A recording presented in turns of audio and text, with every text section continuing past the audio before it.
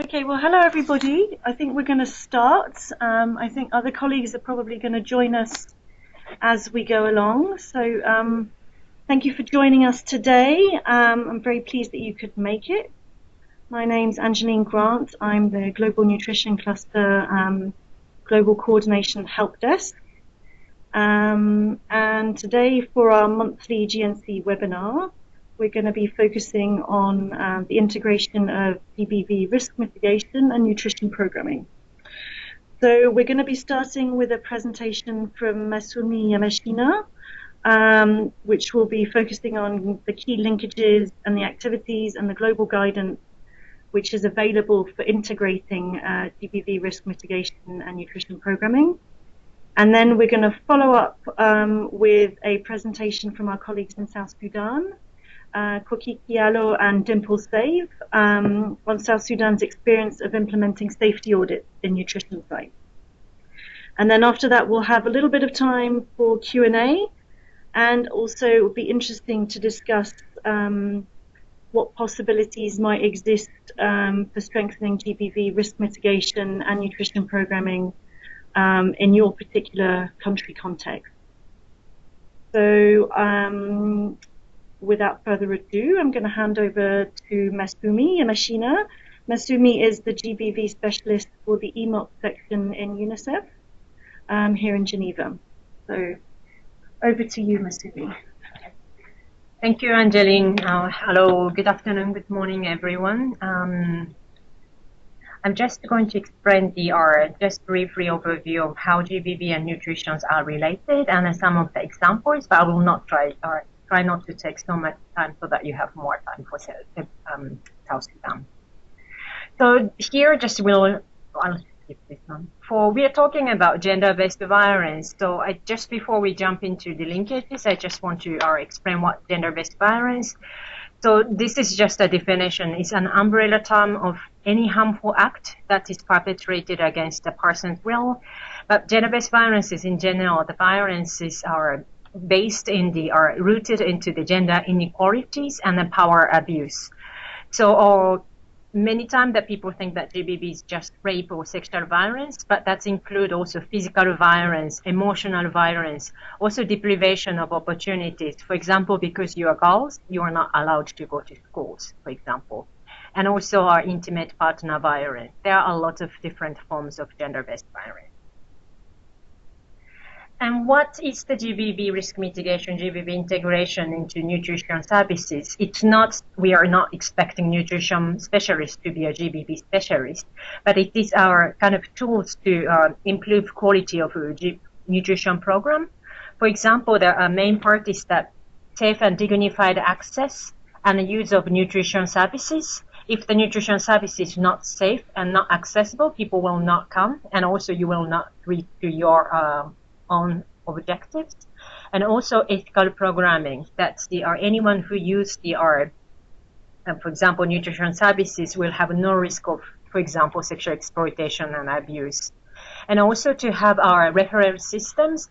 I'll explain some examples, but nutrition provides such amazing space for women to seek services, because our people will come repeatedly and they can make trust. And also it's very important part is that they can also build trust with the nutrition frontline workers. And the last piece is the participation. Without participating women and girls, we will not know what's their barriers, what their risks, and what they want. So it's very important to have our women's participation. So when we say GBV integration, it sounds difficult, but it's basically these 4 key principles that we are asking. And this is really a strategy to improve the quality, safety, and accessibility of nutrition services. So just summarize. GBV integration is not GBV programming, and GBV integration is just good programming.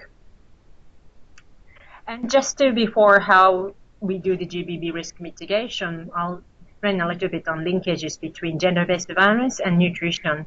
So we did our smaller literature review with the students. So I'll explain a bit about the results.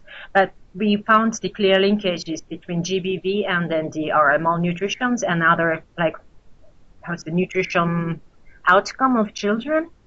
And also besides that, gender and the power dynamics in the home have major implication for effective nutrition interventions. For example, if women are not allowed to eat certain food because of norms or because husband doesn't allow, even if it's needed for her or children's nutrition, it's not possible.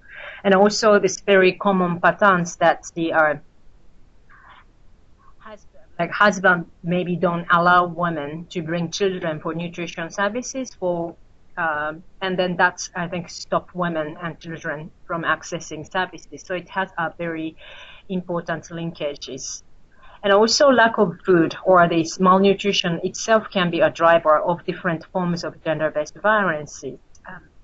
For example, or forced marriages or sexual exploitation and abuse. And just basic things like location of nutrition services makes it very difficult for women sometimes to access or easy. So there are lots of links between GBV and nutrition. Okay. So this is just a small examples of, for example, we have done some literature review and we see these positive linkages between women who have experienced any forms of intimate partner violence, whether it's physical violence or verbal emotional violence or sexual violences.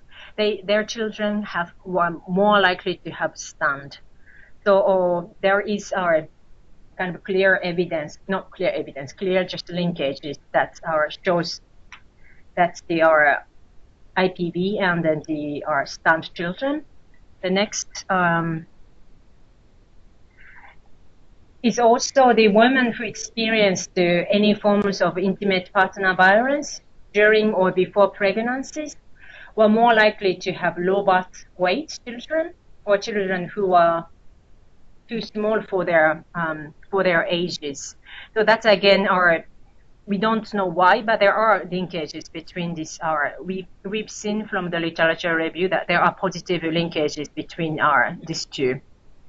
The last three, also GBV increased risks of early cessation of breastfeeding. We have seen that some of their study indicates that there are women who have experienced intimate partner violence is less likely to start breastfeeding early or is likely to quit breastfeeding much earlier than 6 months. There might be a lot of reasons, but for example, in South Sudan, women are not supposed to have sex during breastfeeding. So sexual violence itself can be immediate reason for women to stop breastfeeding. So there's quite a lot of linkages between the nutrition outcomes and GBV as is. So when we are looking at GBV risk, what we mean is there's a lot of risks, but it's not sexual violence. It's not about the child marriages. I think you can see this slide. There are some areas that we see the GBV risks happen in nutrition sectors, but also across the humanitarian sectors. For example, location of facilities. Sorry, first, the social norms. That's the barriers and enabler. So what works in, for example, South Sudan may not work in Nigeria. Or what works in Kenya does not necessarily work in Tanzania because norms are very different. And location of facility is very easy. That health nutrition facility, if it's too far away or if it's next to, for example, or a military point, it could increase the risk of users to face gender-based violences. Also, dissemination of information. It happens a lot that girls do not receive nutrition service information, or they are disseminated in the languages or the means that women and girls have no access. Then in these cases that they won't be able to access the services. Also, the other way is true, that men maybe not receive any information about nutrition services, so men or husbands do not understand why nutrition service is important. Therefore, they stop women from accessing nutrition services. So information is actually a very important area. Human resources, I think it's kind of easy to understand, but nutrition frontline worker, if they don't know what they are not supposed to do, for example, sexual exploitation, there's always risks of sexual exploitation if the frontline worker is not known. Also, gender balance. Nutrition services, majority of users are children and their mothers. And if we have majority men in a conservative area, that women may not be able to access to the services. And participation, again, if we don't talk to them, if we don't talk with women and the girls, we will not know what are the risks and what are the barriers that they face. And the delivery of materials, it's also happens often that the materials that we provide is not matching to the cultures or matching to the needs. So even though we provide it, we are not addressing the needs. So therefore, that they might have to, for example, resort to negative coping mechanism to how to say, satisfy their needs. Lastly, again, design layout is very important. The facilities, breastfeeding places is very much open, nobody will use it, or the people might come and peep. So the design layout is very, very important. So as you see that when we look at GBV risk, it's not rocket science, it's not difficult, it's just many times the common sense. How do we integrate GBV in risk mitigation in nutrition? In the program cycle, basically everywhere, every time. But in assessment, we can discuss with women and girls to identify what are the risks that they face and also what are the barriers for them to accessing nutrition services.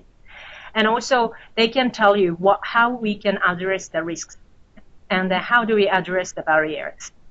Resource mobilization, it's also very important for nutrition to articulate the risks that they have in your program, and then also includes the GBV risk mitigation measures in your proposal and budget. Implementations, our main point, make sure that there is safe and dignified access to nutrition services. Ethical programming, all the nutrition frontline workers have code of conduct, trained on the code of conduct, know what they shouldn't be doing, and also make sure that all the programs are participatory, especially women and children. And they're also having our safe and ethical referral system between nutrition and GBV programming, especially because as we saw that those who have, there are a lot of vulnerable women accessing nutrition services multiple times, and nutrition actors can make our trust between the women, and they might seek support to nutrition frontline worker. And it's very, very important when people ask support that you are ready to provide referral. It's for the survivors, but also for nutrition frontline workers as well. And the monitoring and evaluation, even though you did best, the risks are always there. The situation changes all the time. It's very important to monitor the risks and also to find out whether the risk mitigation measures are working. And one of the very practical ways of finding the GBV risks is the safety audit, which later the South Sudan team will explain. This is just the barrier analysis. Again, we've seen what are the GBV risks, but also another part we need to look at is the barrier analysis. And this is just one frame called Availability, Accessibility, Acceptability, and the Quality Framework, AAQ framework. So we are very good at normally to look at whether service is available or not, but not necessarily checking accessibility of services from different point of view. For example, whether nutrition service is physically available, financially available, do you need any fees? Not only the nutrition service fee directly, but maybe transportation costs and other hidden costs. Also administrative accessibility, it happens many contexts, I guess, especially if nutrition services is integrated in health services, that you might need to have civil documentations or refugee status to access services. And then women are less likely to have the civil documents than men or reissued. It's really hard if there's this kind of requirement for women to access. And also social accessibility. Typical cases I already explained that husbands do not allow women to accessing services because husbands do not understand or there could be different reasons. And also information accessibility, that women maybe simply do not have that nutrition services available in these areas, or they might think that nutrition service is expensive, so they don't access. So what I want to say is that there's different level of accessibility, but we are not only nutrition, but in general in humanitarian, we maybe do not analyze this level of accessibility. And even though these are accessible, maybe if the service is not acceptable to the cultures, the people will not take it. And then finally, the quality. Again, even though we overcome all these barriers, if the nutrition services is not good qualities, in the end, the person will not receive nutrition. So that's just one example of barrier analysis. There's a lot of different ways to look at barrier analysis, but key is just to look who is not accessing services, why they're not accessing services. Without this information, we cannot address the barriers, and then we will lose all these people. And then most probably, most vulnerable people are less likely accessing nutrition services compared with others. So we just to look at the barrier analysis and risk, but now I will just explain a bit of the examples in Ethiopia. I'm sure that many other countries do have a lot of good examples, but for example, in Ethiopia, they are placed the GBV case workers in their IYCF centers to provide information on available GBV services. So any people who want to access our GBV services, not only the GBV response services, but for example, women's friendly spaces or general information on services specifically for women, they can ask a question to the case workers. And the results shows that more women accessing women's friendly spaces because they now know the services. And also they mentioned that more survivors are seeking our support through the nutrition services. It is because also they will use nutrition services repeatedly, and also it's less stigmatized to use nutrition services. So nutrition services provide really valuable forum for women to discuss the issues, to learn, and to know a lot of information. So simple collaboration like this can really make significant differences.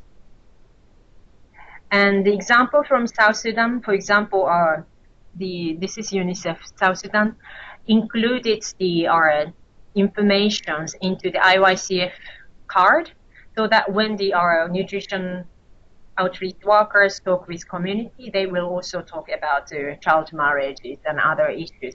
It also helps, again, people will not come for any protection outreach, stigmatizing, but people do come for nutrition outreach. So integrating the key message is very, very important.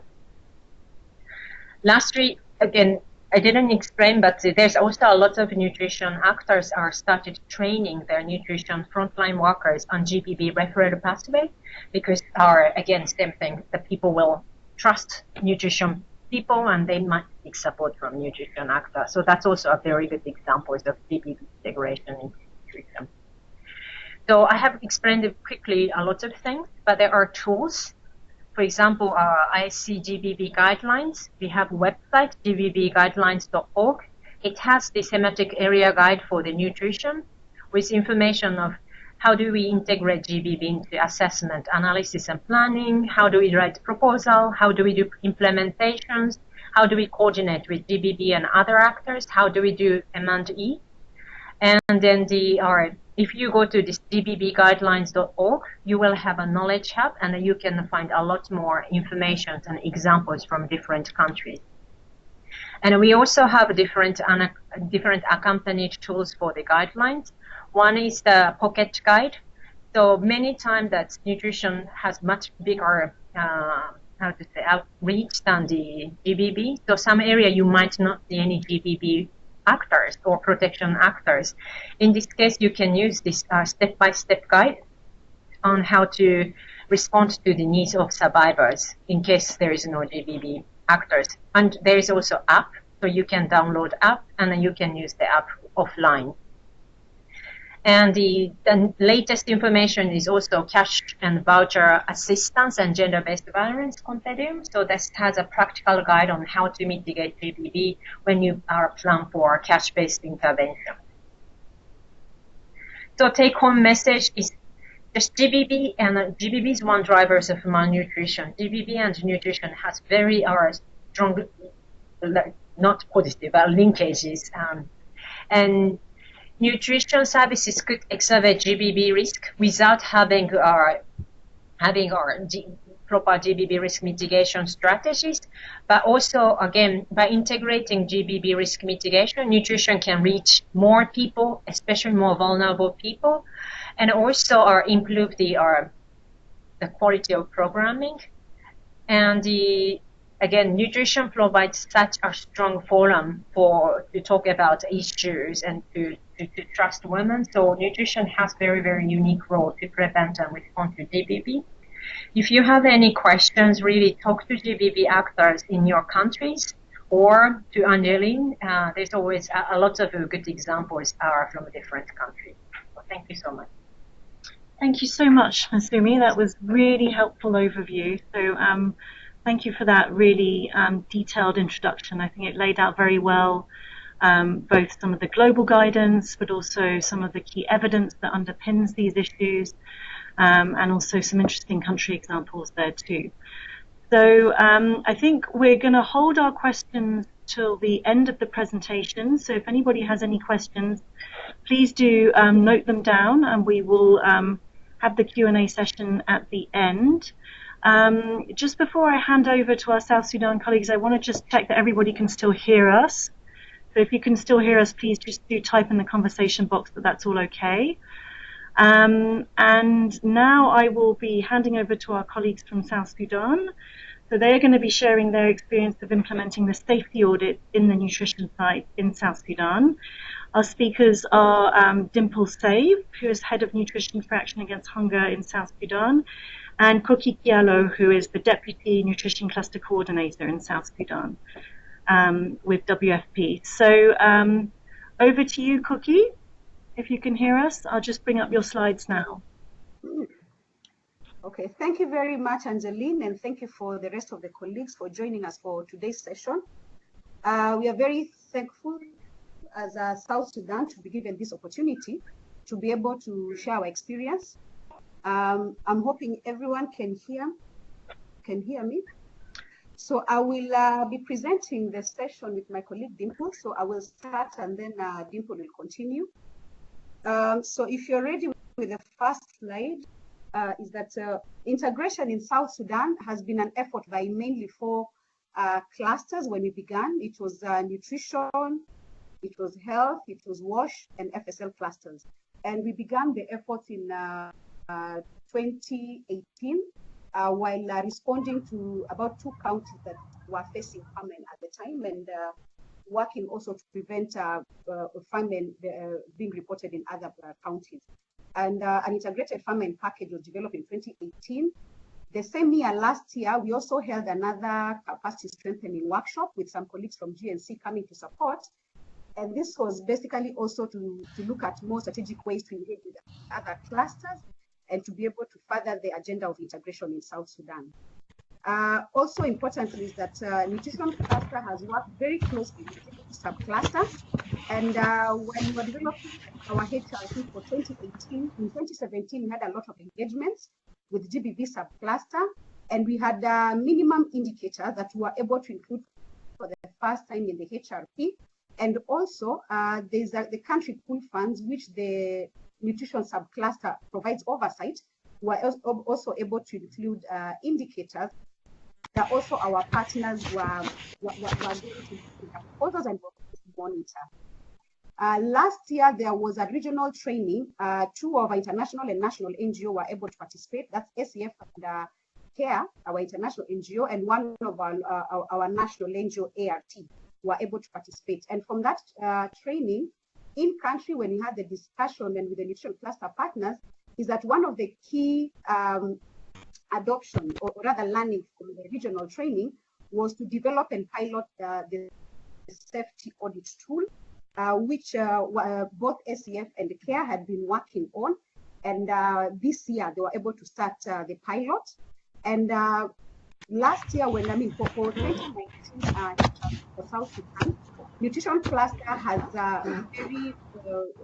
has committed very much to integration, and we have for health, for WASH, for FSL, and also especially for GBV and child protection, we have very clear indicators on how we want to deliver on integration and especially in protection.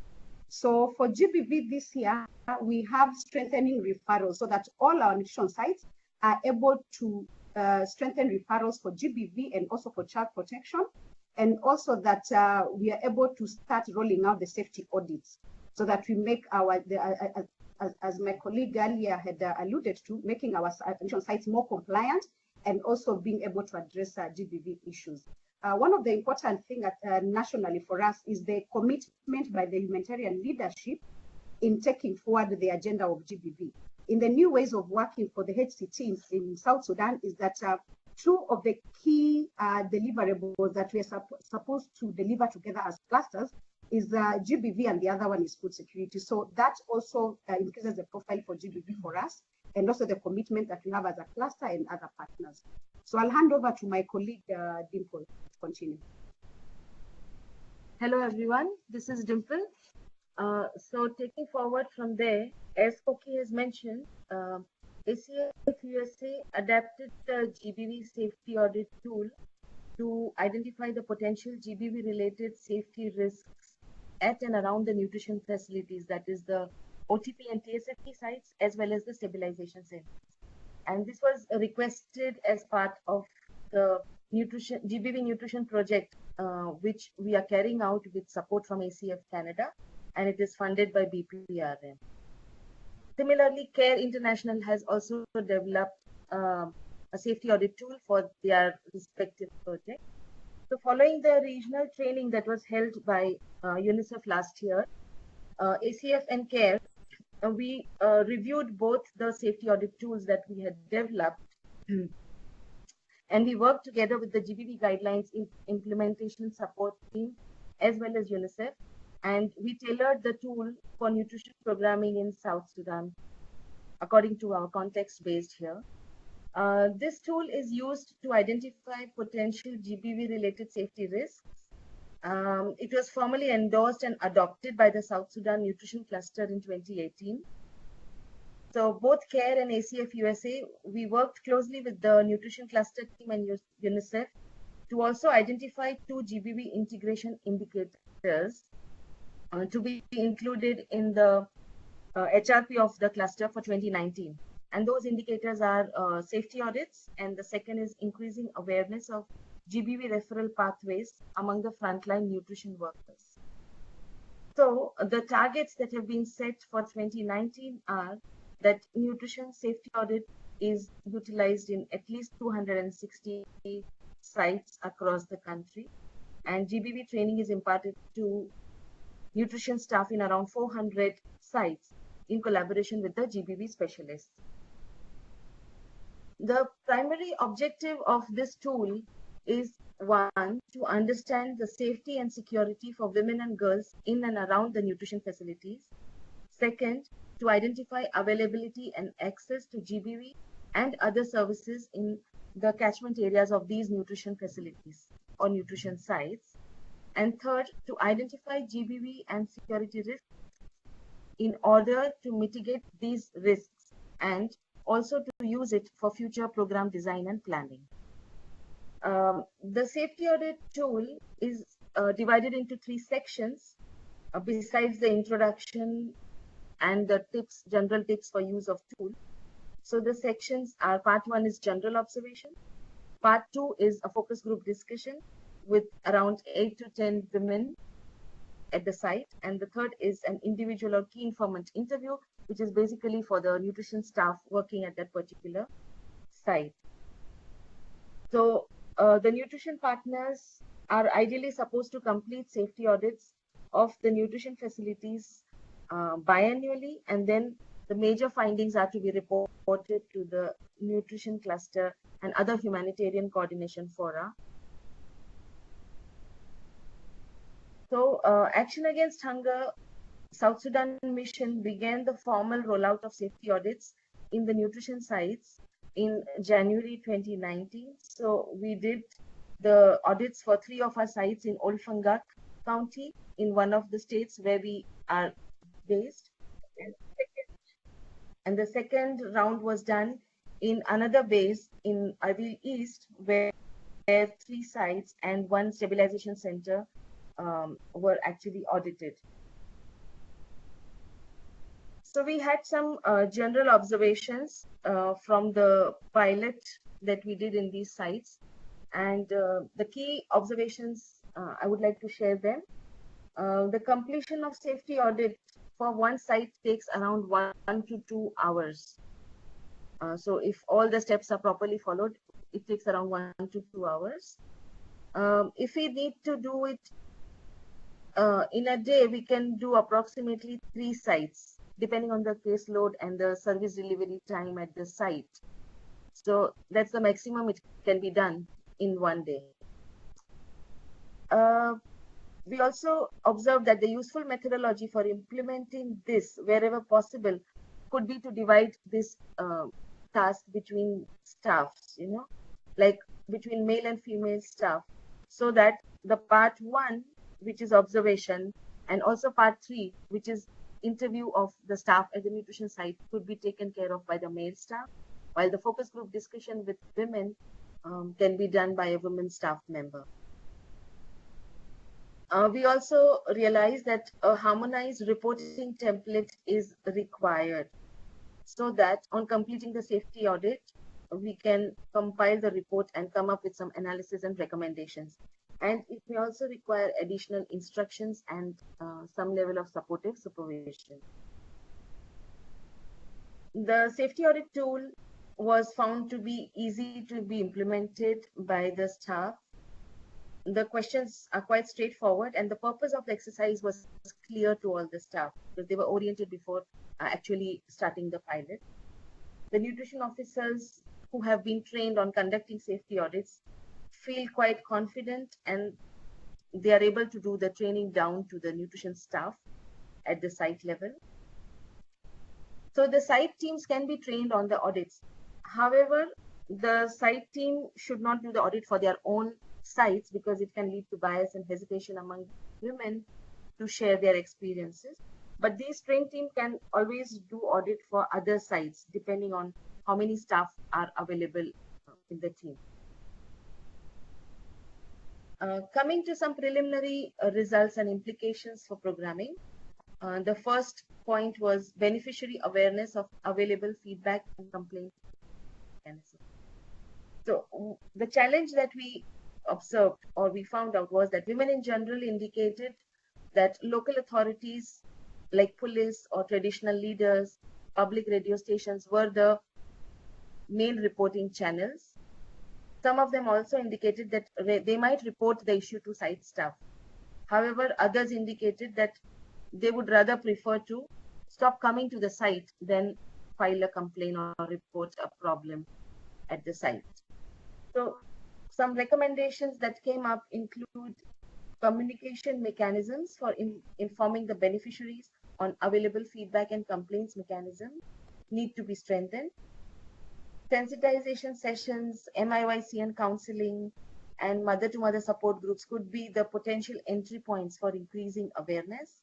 And another good alternative could be a hotline to ensure provision of an anonymous modality wherever possible.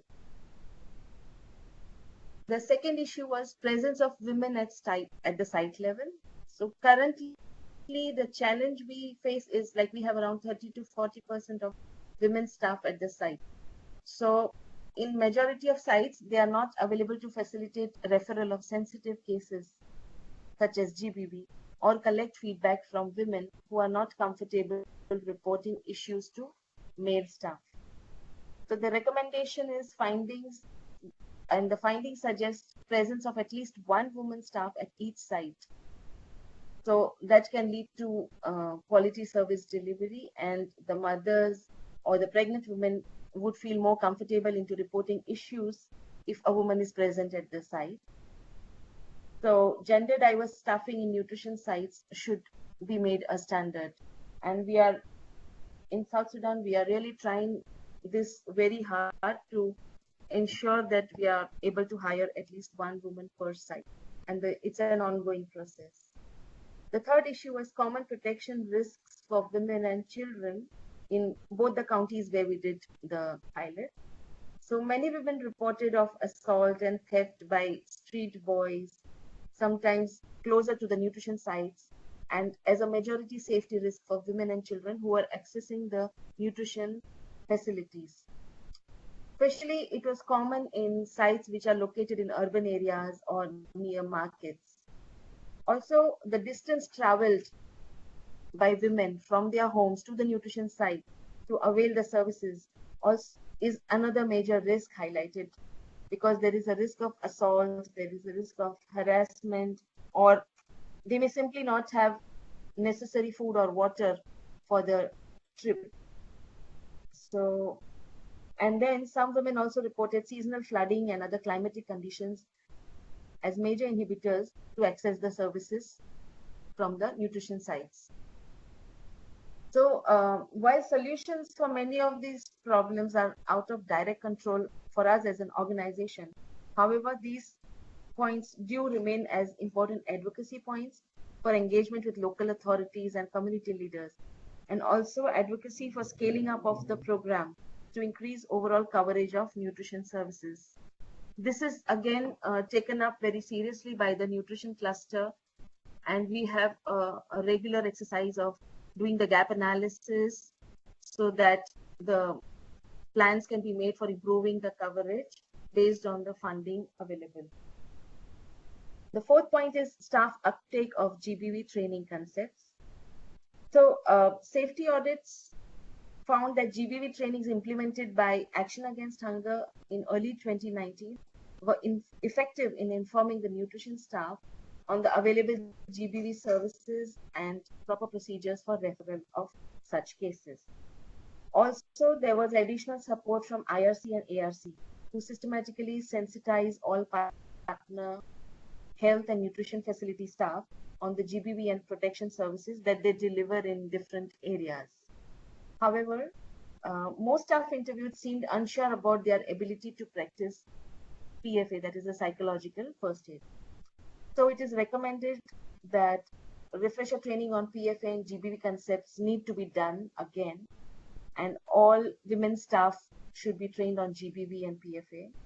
We need to continue collaboration with protection service providers in the operational areas to reinforce GBV training efforts and awareness on the referral pathways for both staff as well as beneficiaries.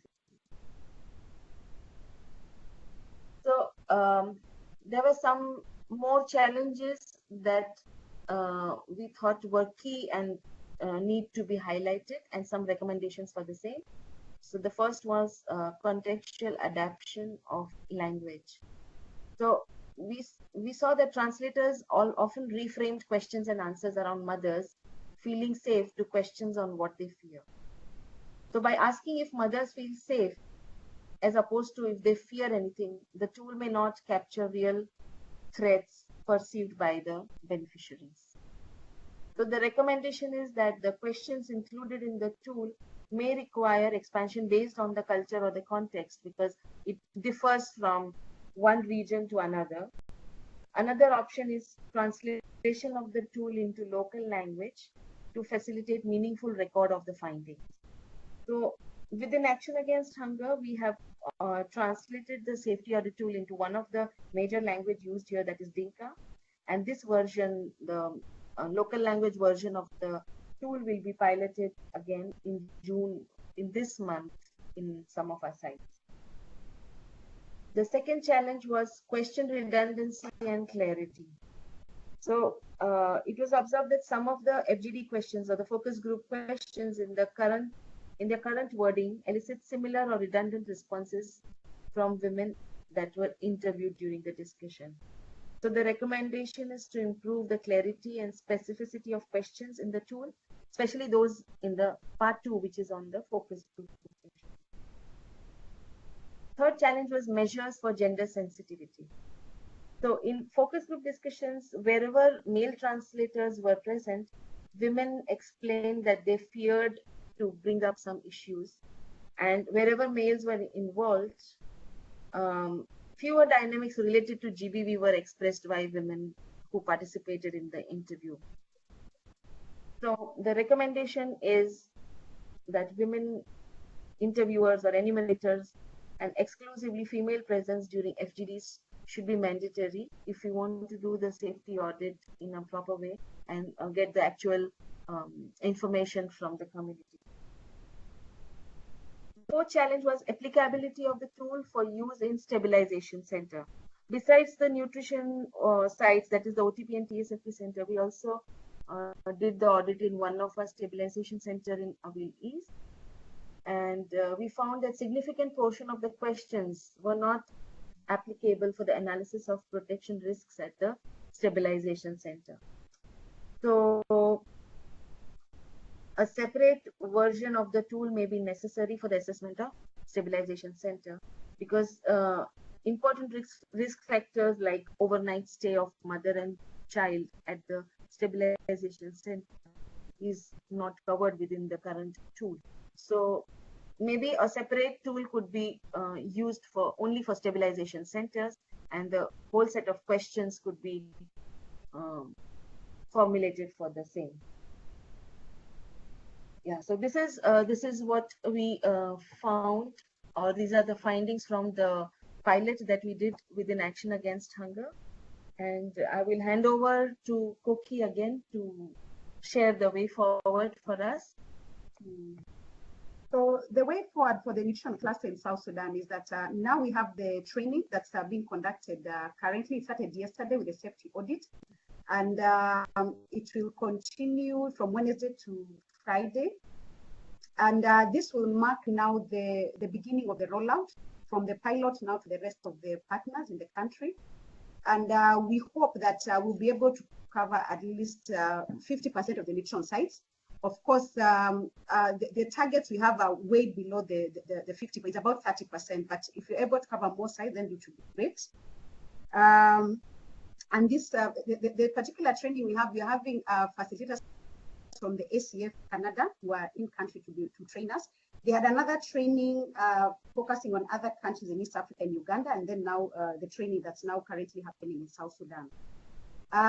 We are working very close with GBV subcluster. So for this to be successful, since as nutrition cluster partners, we are not specialists in GBV, is that it's very paramount that we work very closely with GBV subcluster, both at the national and subnational level.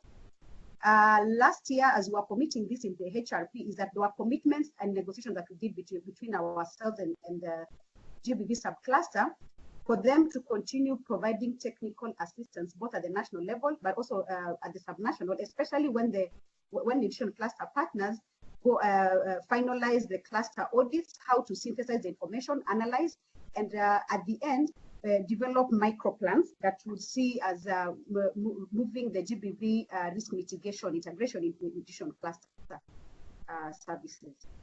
So that's the end of our presentation, and thank you very much for the opportunity. Thank you.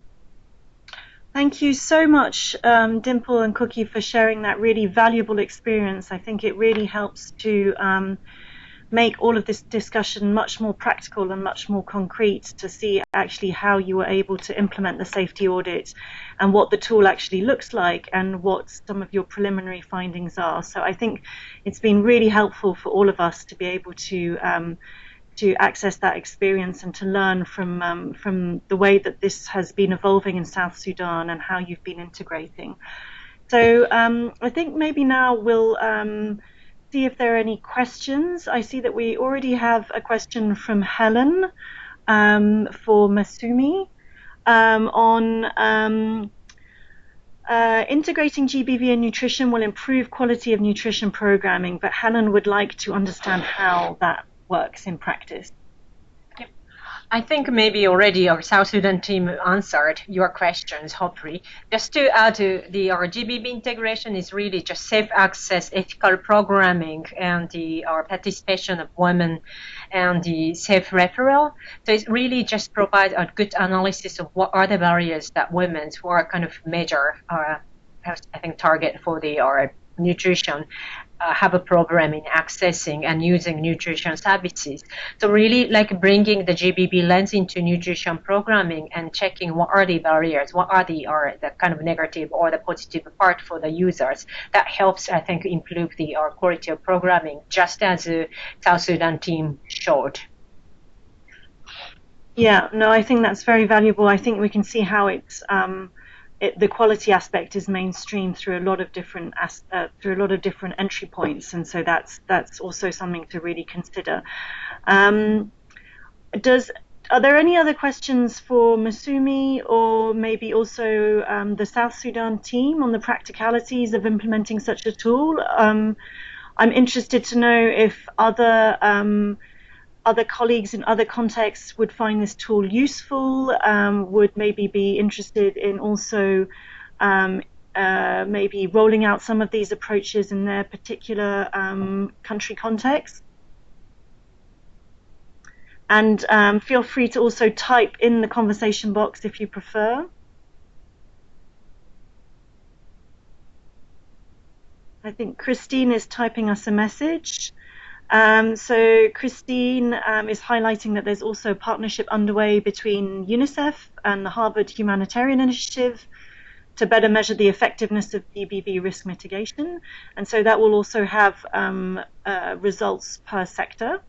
So that should be very interesting for the nutrition sector. So more details in the coming months. So that's great to hear, Christine. Maybe you could share those with us when they become available. I think we'd all be very interested to have a look at those. So I'm just wanted to know if there were any further questions, or maybe if there are other participants or colleagues who would maybe like to share any experiences that they have on their side of doing this type of GBV integration, if you think it's particularly relevant or important for your context, and equally if there's any points of clarification that you would like to hear.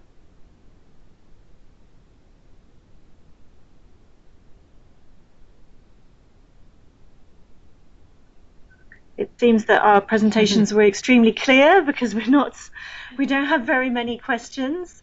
I don't know if the South Sudan colleagues have anything further that they would like to add. Dimple or Save or Erman as well. Maybe Erman, I'm not sure if you're still on the call, but Kuki or Erman, it would be interesting for us to know also what do you feel made this an enabling environment for GBV risk mitigation into nutrition programming, because the South Sudan experience is quite unique, and I've been wondering what made it such an enabling environment for you to be able to take this forward. I think, as I also had mentioned earlier, having the leadership backing GBV consideration by all clusters, and having the HCT making it very clear that GBV has to be a collective outcome. It has to be mainstreamed everywhere, by all clusters and all levels. That for us was a big win, and was a motivation enough for us as Mission Cluster to be able to include it, because then it's getting support from the highest leadership. And then also from there is that with the spirit of integration, which began in 2018, there has been close collaboration with the GBV subcluster. But also I must appreciate the GBV subcluster, and especially also the UNICEF section here, has been very, very, very close, working with us, advising us at the cluster, and also guiding us on how best to be able to integrate. So that interaction has been quite a motivation from both the GBV subcluster, from UNICEF, and also having our partners take lead. Because again, the cluster is as strong as its members, and it's as strong as members who take up the role to spearhead the process, such as GBV risk mitigation integration. So our partners, SCF, CARE, and also the national partner, ARP, being able to participate at the training, but also moving the agenda through 2018. Because once the training was done in April 2018, the rest of the year was developing the tool. And so for me, that motivation and that commitment also was very good for coming from our cluster partner. Yeah, I think that's really interesting, Cookie. I think the aspect of both the strong collective leadership, so not just sector specific, but also across the whole humanitarian community to better integrate GBV into programming was there, and also the strong also participation of the technical partners, CARE and Action Against Hunger, to be able to provide that sector specific lens, which is always what is most important when we're trying to make these things a little bit more practical and a little bit more concrete. So I think that's a really interesting point. Maybe could we also just hear from you in terms of how the tool is evolving? I know I had some discussions with Dimple earlier on today about this, but where you see, I know that there's going to be a few modifications to the tool possibly in the coming months, but when do you anticipate that maybe this could be something that could be shared more widely? Okay, as at yesterday, when we were looking at the tool and mainly feedback from the pilot, is that there are several adjustments and from the review that have taken place, and definitely taking this to national scale is that a lot of feedback was that making the tool as simple as possible so that it's easy for national adaptation. And also considering, the timelines when we want the feedback back, and to be able to synthesize the information coming from the field, is that once the review is done, in the next 1 or 2 weeks, we'll be sitting down and actually drawing a plan on how this can be implemented, especially at the national scale, and providing the guidance for because as my colleague mentioned, it has 3 segments. So we have the one is more like a questionnaire, is a bit easy for the observation, but then we have one where there's a section where there's community engagement through FGDs, and lastly also the staff also being interviewed. So then what we want to think through with especially the Nutrition Information Working Group is how we can ease the data collection, but also data analysis. Yeah, so we are hoping that as at end of June, we should be able to have something so that to have complete documents to start our data collection. Okay, super. So we look forward to seeing how that evolves. I think a lot of cluster partners, nutrition cluster partners, would be very interested to learn more about how the tool will be progressing. I see we have a contribution from Najwa. In Syria, and through coordination with GBV subsector, we had awareness-raising workshops on integrating GBV into nutrition services as a capacity-building activity. Well, that's fantastic to hear, Najwa. I'm not sure if you want to tell us a little bit more, or it's really great to hear that that in Syria this is also being raised as a high priority, and seeing maybe it would be interesting for us to discuss further about how it's evolving in a Syrian context compared to South Sudan, and what the entry points are, and whether they're similar, or whether you also have unique experiences which would be helpful to capture. Yeah, that's great that you've got some ideas from the colleagues that you'd like to implement. So that's really fantastic. So do please feel free to get in touch, because we're very much interested in facilitating this discussion and facilitating this exchange of information and this cross-fertilization between the different experiences at cluster level, and how we can do better integration into nutrition.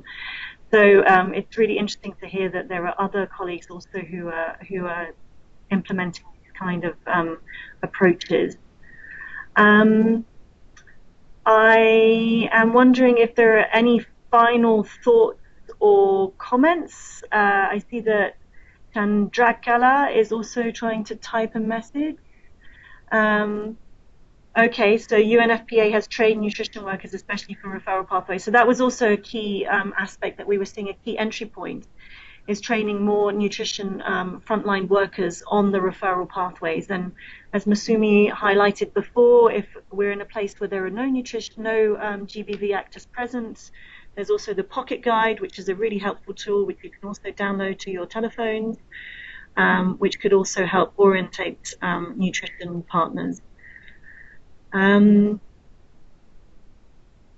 Yeah, so there is, in Bentiu in South Sudan, no tools to capture the data. Okay, so maybe the South Sudan colleagues can help support with that.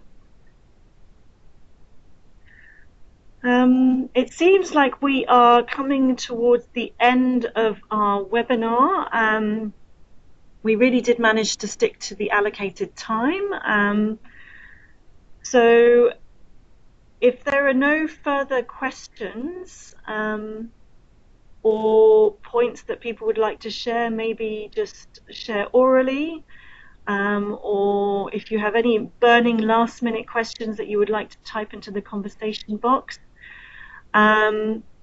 I think I just want to close this by saying I think it's been a really, really interesting discussion that we've had today. I want to say a big thank you to Masumi and a big thank you to our colleagues in South Sudan, Koki and Dimple, for preparing the presentations, for walking us through all of this really interesting and valuable information. I think the nutrition sector has a lot to learn on this particular topic, so I think it's been really helpful to unpack some of this.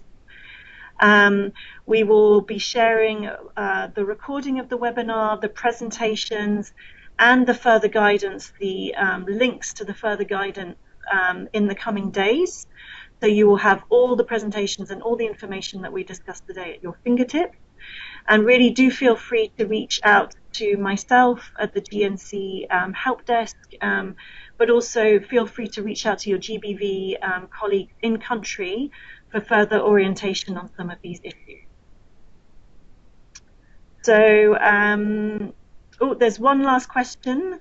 I have a question that, is there any adjustment or flexibility in safety audit tools, keeping in view the cultural sensitivity of other countries? I imagine that you would be able to adapt your tool, your safety audit tool, to your particular context. Maybe South Sudan colleagues, that is also something that you're considering in the revision of your tool going forward. Is that correct? Maybe tweaking some of the elements to make them more contextually appropriate? Yes, Anjali, that's right. And as I mentioned during the presentation, that since this was a pilot, it also gave us information on how we need to, modify in context of the culture. So also we mentioned about translating it into local languages. But yes, it can be adapted and it can be modified based on the cultural sensitivity in other countries. And definitely they need to coordinate with the GBV cluster in their respective countries, because that's how they'll be able to do it. We have a last question. What exactly do we mean by cultural sensitivity? What example you had in mind? So Farouk, maybe, are there any particular considerations from your context that you feel should be necessary to include?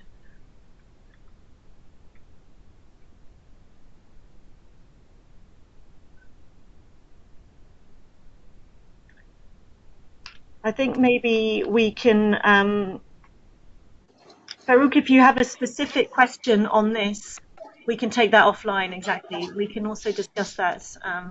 And there are other tools beyond just the South Sudan tool that we can also share when we share all the presentations and documents and resources from this webinar. So we'll try and give you a selection of different approaches that you could put in place. Also, hey, Angelina, this is Veronique. Hi, Veronique. How are you? I'm good. How are you? Hi, everybody. Just a quick one is just to say that since this tool is under a final process, so it's better for us to finalize all the tools when it will be okay, so we can share broadly through the GNC, because we have an evaluation now to try to keep or collect data or information on the use or on the implementation of all those tools to see if they are useful and what is the process that each mission, in case they want to contextualize these tools, what is the process that they need to follow to make it more useful for the context. Yeah, this is Veronique. I'm the GBV Technical Advisor for ACF Canada, and I support also this process. Okay, super. So there will be definitely guidance on how to contextualize and seeing how we could disseminate this further. So that would be really helpful. Thank you, Veronique, for that. Okay, so I think now we're going to wrap up. So a big thank you to everybody who participated today. Thank you for joining us. Thank you for learning on these experiences. Thank you so much to Masumi for her great overview. Thank you very much to the South Sudan team for distilling what has been such an interesting experience for them in rolling out the tool. And I want to wish everybody a very nice day and hope to speak to you all very soon.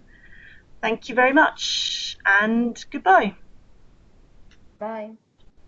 Goodbye. Bye. Thank you.